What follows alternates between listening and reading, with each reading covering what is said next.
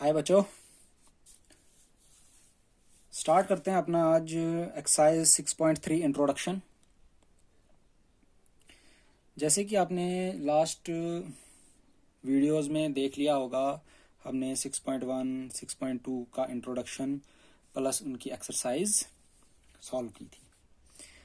अब जो हमारा न्यू है टॉपिक वो है हमारा 6.3 इंट्रोडक्शन, मतलब जो हमारी एक्सरसाइज 6.3 है उसके जो हमें क्वेश्चंस करने हैं, तो उसके लिए हमें कुछ बेसिक्स की ज़रूरत पड़ेगी।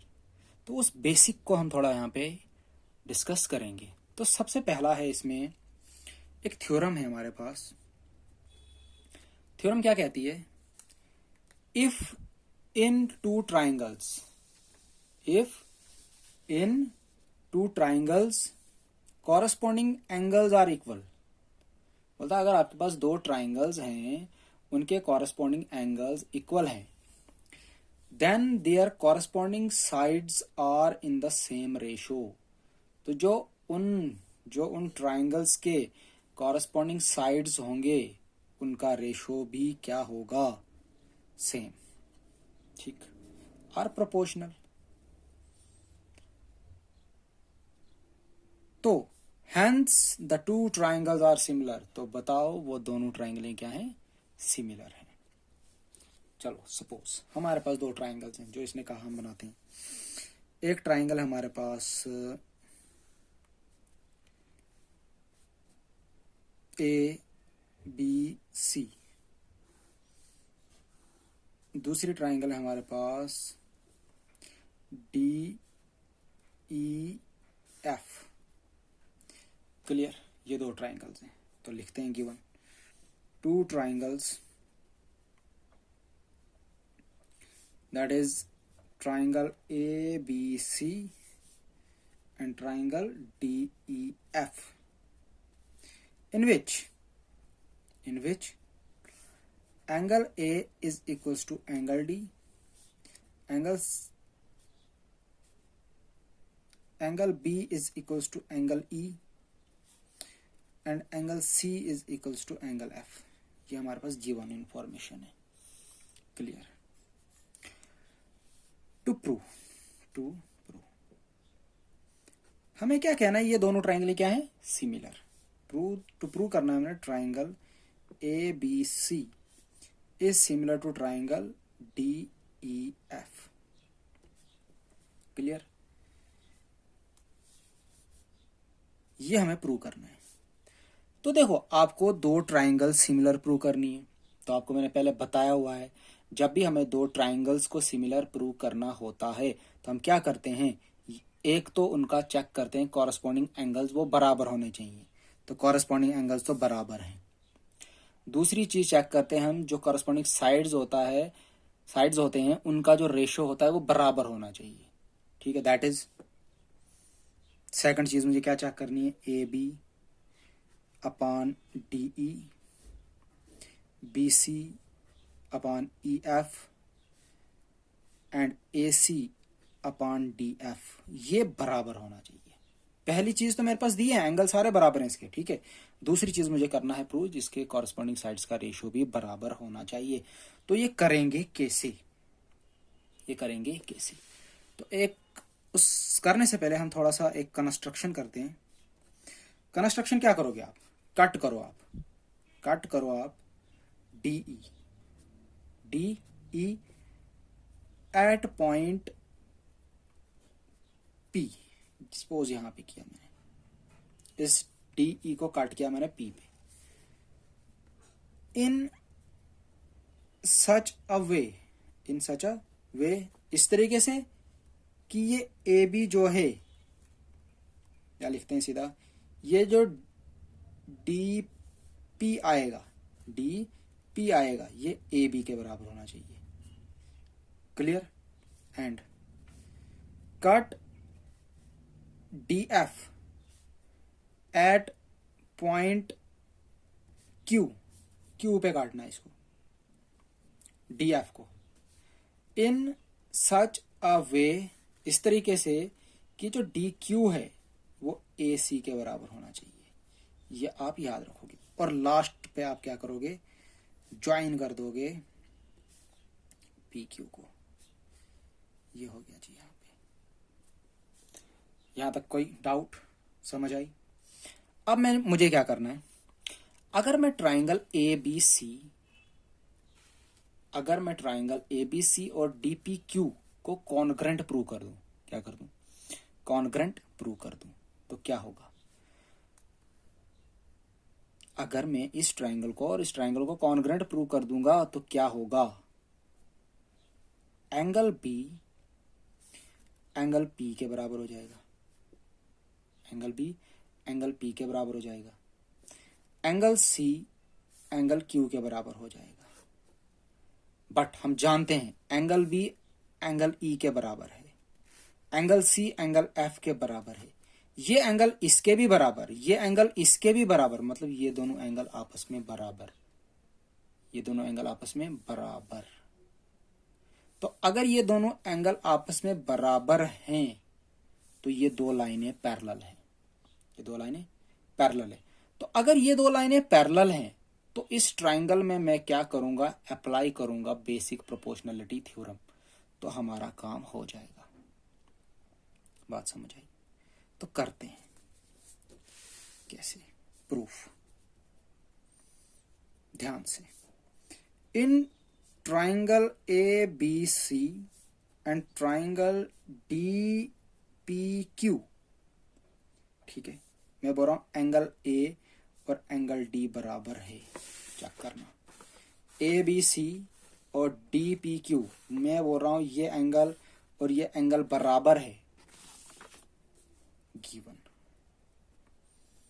ठीक, मैं कह रहा हूं ए बी बराबर है डी पी के और ए सी बराबर है डी क्यू के बाई कंस्ट्रक्शन। बाई कंस्ट्रक्शन हमने ये बता दिया। तो इसका क्या मतलब है? Triangle A B C is congruent to triangle D P Q, ये दोनों ट्राइंगलें प्रूव हो गई congruent.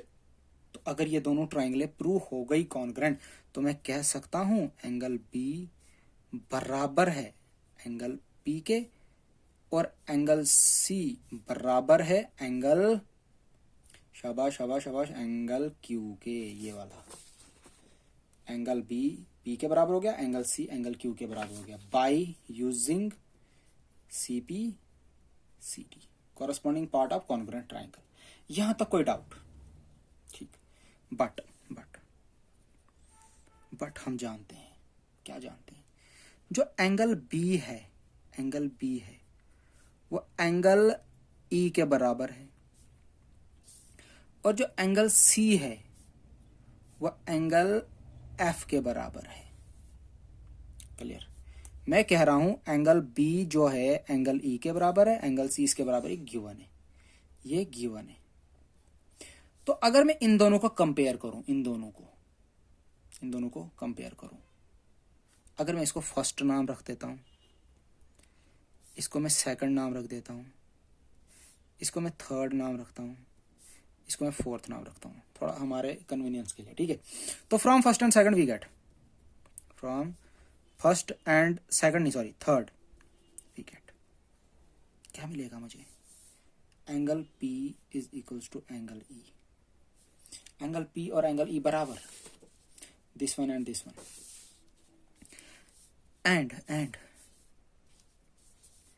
And from second and fourth we have what? Angle Q is equals to angle F, angle Q equals to angle F। हम एक भी लिखते काफी था, हमने दोनों लिख लिए। अब मैं आपको एक चीज बताता हूं, अगर आपके पास ये दो लाइंस होती हैं, अगर इसका ये ट्रांसवर्सल होता है, अगर ये एंगल 1 है, अगर ये एंगल 2 है, याद रखना, अगर angle 1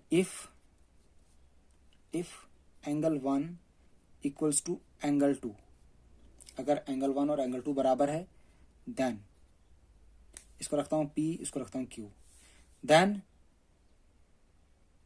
P is parallel to Q, P is parallel to Q। पहली बात। And if P is parallel to Q, ये PQ लाइन्स है, ठीक है, then angle 1 equal to angle 2। Clear.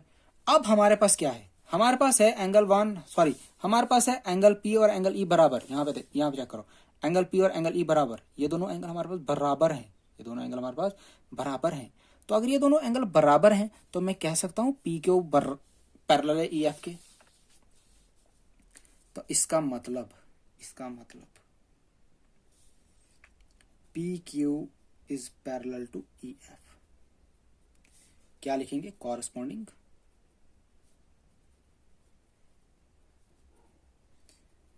Angles हैं ये। आई होप कि ये बात आपको समझ आई होगी इस पूरे से, यहां तक क्लियर। अब मैं क्या करता हूं, नाउ देखो, अब मुझे पता चल गया कि ये जो है इसके पैरेलल है, ये जो इसके पैरेलल है। मैं क्या करता हूं, इस ट्राइंगल में बेसिक प्रोपोर्शनलिटी थ्योरम लगाता हूं। इस साइड के पैरेलल ये हमने लाइन ड्रॉ की है, तो क्या होगा, DP upon PE DQ upon QF, ऐसा हमारे पास बेसिक प्रोपोर्शनलिटी थ्योरम है। लेकिन बट हमारे पास बेसिक प्रोपोर्शनलिटी थ्योरम की एक करोलरी थी, क्या करोलरी थी, कि अगर यहां पे लिखता हूं मैं, यहां पे लिखता हूं, अगर इफ, ये हमारे पास यहां पे लिखता हूं मैं, corollary of basic proportionality theorem, कुछ नहीं है, रिजल्ट है, इसको रिजल्ट बोलते हैं हम। एक रिजल्ट निकला था हमें बेसिक प्रोपोर्शनलिटी थ्योरम से, ठीक है। क्या थी वो, अगर इफ DE पैरेलल होगी BC के, मतलब ट्राइंगल ABC ली गई है जिसमें DE पैरेलल लिया है BC के, इन ट्राइंगल ABC, तो AB upon AD is equals to AC upon AE भी लिख सकते हैं। AB अपॉन AD, यहां पे चेक करना, ये बनाता हूं यहाँ पे ट्राइंगल में, यहाँ पे बनाता हूँ ट्राइंगल, ठीक है, ये A, ये B, ये C, ये इसका D और E, ठीक है, ये DE पैरेलल है BC के। तो मैं क्या बोल रहा हूँ, AB पूरा ले रहा हूँ, AB upon AD AC upon AE भी होता है। क्लियर। पहले जो हमने पढ़ा था वो पढ़ा था हमने AD upon DB AE upon EC, ये तो हमारे पास बेसिक प्रोपोर्शनलिटी थ्योरम थी। लेकिन उसी बेसिक प्रोपोर्शनलिटी थ्योरम का एक रिजल्ट था, इसको रिजल्ट भी कहते हैं।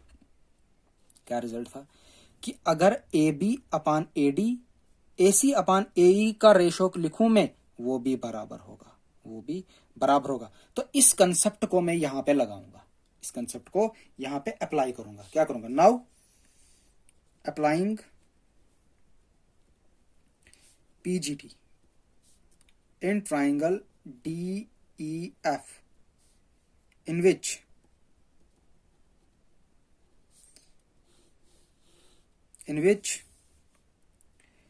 PQ is parallel to EF. So this implies DP upon DE is equals to DQ upon DF। Check कर लो, यहां पे मैंने क्या लिखा, DP अपॉन DE पूरे का, या DE अपॉन DP, कुछ भी लिख सकते हैं आप, DP upon DE DQ upon DF। तो ऐसा क्यों किया मैंने, मैं बेसिक प्रोपोर्शनलिटी थ्योरम तो लगा सकता था, तो ऐसा क्यों किया, आप चेक करें इनका जो डिनोमिनेटर है इन तीनों का, आप चेक करो, यहाँ पे DE है, यहाँ पे EF है, यहाँ पे DF है। तो मैंने इसका डिनोमिनेटर भी वही लाना था, DE और DF, तभी मैंने ऐसा किया। इसको मैं फर्स्ट रखता हूँ, सॉरी फर्स्ट सेकंड थर्ड रख दिया था यहाँ पे मैं रखता हूँ स्टार, यहाँ पे मैं क्या रखता हूँ, स्टार। क्लियर। अब मैं क्या करता हूँ, बट अगर इसकी जगह आपको रीजन लिखना होगा तो आप ये भी बता सकते हैं इसका रीजन, ये ठीक है, ये इसका रीजन बता सकते हैं। अच्छा, बट क्या लिखूं मैं? अगर मैं इस डीपी की जगह, इस डीपी की जगह क्या लिख दूं? ए बी,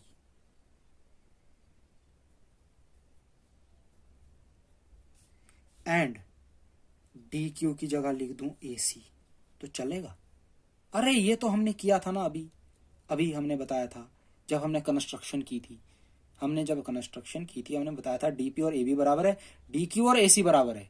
तो मैं इसको लिख सकता हूं A B upon D E, A C upon D F, इसको रखता हूं मैं सेकंड स्टार, मतलब 2 स्टार लगा देता हूं। यहां तक कोई डाउट? यहां तक कोई डाउट? ये देखो जी, हम A B upon D, A B upon D, A C upon D F, A C upon D F, मतलब कि ये वाली चीज और ये वाली चीज तो प्रूव हो गई। अब बात है इस वाले की, इस वाले की जो सेंटर में है। तो इसके लिए क्या करना है? इसके लिए आपको क्या करना है? देखो, आपको फिर से यही दोबारा स्टेप्स करने, फिर से दोबारा यही स्टेप्स करने। अब आपको ट्राइंगल बनानी है, A B C D E F, ठीक है। पहले मैंने डी ई के पैरेलल किया था, मतलब मैंने डी ई पे एक पॉइंट लिया था और डी एफ पे एक पॉइंट लिया था, उसको ज्वाइन किया था। अब मैं क्या करूंगा, डी ई पे एक पॉइंट लूंगा और ई एफ पे दूसरा पॉइंट लूंगा, ऐसे, ठीक है। इसका नाम रखूंगा पी, इसका रखूंगा नाम क्यू। अब चेक करना, जो ये ए बी होगा, ए बी वो ई क्यू के बराबर होगा और ये जो ए सी होगा ई पी के बराबर होगा। तो सिमिलरली जितना भी हमने स्टेप्स किए, जितनी भी हमने स्टेप्स किए वो आपको दोबारा रिपीट करने, वो आपको दोबारा रिपीट करने। तो जो स्टेप्स हमें फिर से दोबारा रिपीट करने होते हैं वो हम नहीं करते हैं, उसकी जगह लिखते हैं हम सिमिलरली। क्या लिखते हैं? Similarly A B upon D E, A B upon D E लिख दूंगा मैं B C upon E F के। इसको रखता हूं मैं नाम 3 स्टार, ठीक है, कुछ भी नाम दे सकते हो आप, मैंने यहाँ पे 3 स्टार रख दिया। तो ये मैंने सिमिलरली बात लिख दी। तो पहली बार मैंने क्या किया था, मैंने A B upon D E निकाला था A C upon D F के, ठीक है, ए बी अपॉन डी निकालता A C upon D F के। तो यही सारे स्टेप्स रिपीट करने हैं, लेकिन फिगर रहेगी ये, फिगर रहेगी ये। तो आपको इस ट्राइंगल को और इस ट्राइंगल को प्रूव करना है कॉन्ग्रुएंट, ठीक है, इस वाली और इस वाली को प्रूव करोगे कॉन्ग्रुएंट। फिर आपके पास दिस एंगल दिस वन हो जाएगा, मतलब ये एंगल इसके हो जाएगा, ये एंगल इसके बराबर हो जाएगा, ठीक है। फिर आप क्या करोगे, ये एंगल इसके बराबर हो जाएगा, तो ये दोनों लाइनें पैरेलल हो जाएंगी, तो पैरेलल हो जाएगी, फिर से बेसिक प्रोपोर्शनलिटी थ्योरम लगाओगे, फिर जाके लास्ट पे आपको आएगा ये, आप चेक करोगे खुद करके, ठीक है। तो आ जाएगा आपके पास ये। तो आप क्या करो, अब आपके पास क्या आया, तो from star, double star and triple star, तो देखो भाई, ए बी अपॉन डी इसके बराबर, A B upon D E इसके बराबर, मतलब ये सारे आपस में बराबर। तो मैं क्या लिख सकता हूं, therefore A B upon D E is equals to B C upon E F is equals to A C upon D F. तो यही मुझे प्रूव करना था। तो अगर मैंने ये प्रूव कर दिया, अगर ये मैंने प्रूव कर दिया, तो क्या लिखूं मैं, since all 3 sides are proportional and equal, equal given था, ये गिवन था, ये हमने प्रूव किया, ठीक है। तो therefore triangle A B C is similar to triangle D E F. तो ये दोनों ट्राइंगल प्रूव होगी कॉन्ग्रुएंट, क्या हो गई, कॉन्ग्रुएंट। तो इसी थ्योरम को हम कह सकते हैं एंगल एंगल एंगल, नोट लिख देंगे आप, angle angle angle criterion rule for similarity. दो ट्राइंगलों को सिमिलर प्रूव करने के लिए ये रूल लग गया। ठीक है, एक नोट और लिखोगे आप। सेकंड, क्या नोट लिखोगे आप? If two angles of one triangle are respectively equal to two angles of another triangle, then the two triangles are similar। क्या कह रहा है? बोरा आपके पास एक ट्राइंगल है, आपके पास दूसरी ट्राइंगल है। बोरा अगर ये एंगल और ये एंगल बराबर है, एक लाइन लगा देता हूं, ये एंगल और ये एंगल बराबर है, ठीक है, तो इस बेस पे भी आप दोनों को सिमिलर कह सकते हो। इस बेस पे भी आप इन दोनों को सिमिलर कह सकते हो। ऐसा क्यों हुआ? ऐसा क्यों हुआ? अगर लॉजिकली हम सोचें ऐसा क्यों हुआ, तो देखिए, तो देखो, अगर ये एंगल 30 डिग्री है, सपोज ये एंगल 60 डिग्री है, तो ये एंगल भी 60 डिग्री है, तो अगर ये 50 डिग्री है तो ये भी 50 डिग्री है। समझना, अगर ये 60 है, ये 50 है, ये 60 है, ये भी 50 है, ठीक है, मतलब ये कॉरस्पॉन्डिंग एंगल है। तो 60 + 50 हो गया 110, ये भी हो गया 110, तो ये एंगल कितना होगा? 70। तो ये ऑटोमेटिकली 70 होगा, ये ऑटोमेटिकली 70 होगा। तो दैट इज वाई अगर किसी ट्राइंगल में दो एंगल और दूसरी ट्राइंगल में दो एंगल बराबर बराबर है, तो उन दोनों ट्राइंगलों को हम क्या कह सकते हैं? सिमिलर। ठीक है, तो इसको हम नाम दे सकते हैं एंगल सिमिलरिटी क्राइटेरियन